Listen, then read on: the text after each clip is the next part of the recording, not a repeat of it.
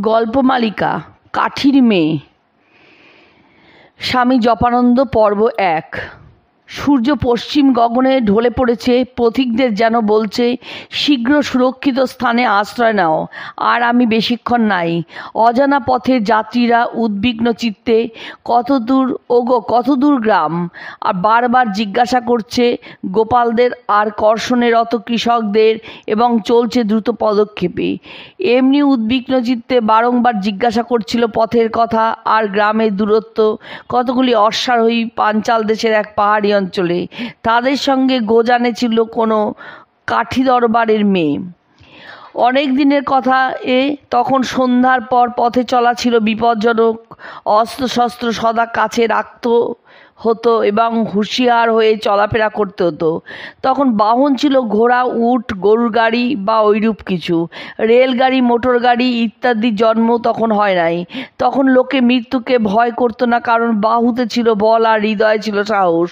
তখন চমৎকার অন্য চিন্তা ক্রূররূপ ধারণ করে দিবারাত্র সন্ত্রাসিত করতো না, তাই অন্নাভাবে দেহ অপুষ্ট ছিল না, এবং অভাবের বোধ ছিল কম, তাই অভিযোগও বিরল ছিল।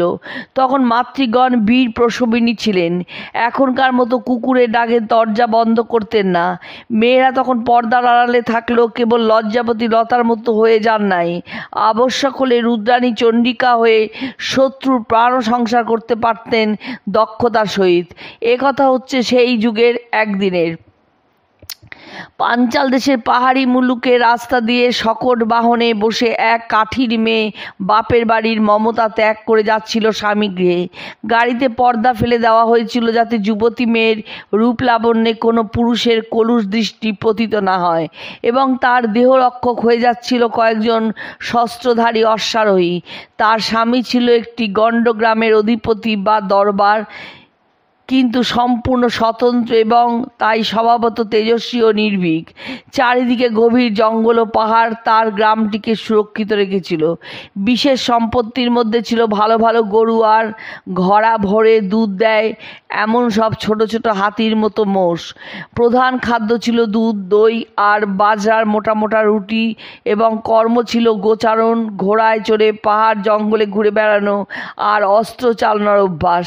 লেখাপড়া জানত না বটে, কিন্তু তা বলে নিতান্ত বোকা ছিল না। তার নিজ ইষ্ট অনিষ্ট বা স্বার্থের বিষয় বেশ বুঝত। দিন রাতের অধিকাংশ সময় তার কাটত মাঠে ঘাটে, বনে জঙ্গলে। স্বল্প গৃহিণীর সম্পর্ক থাকতো খুবই কম। দেহ ছিল বজ্রের ন্যায় কঠিন, কিন্তু স্বভাব ছিল উদার প্রেমালু।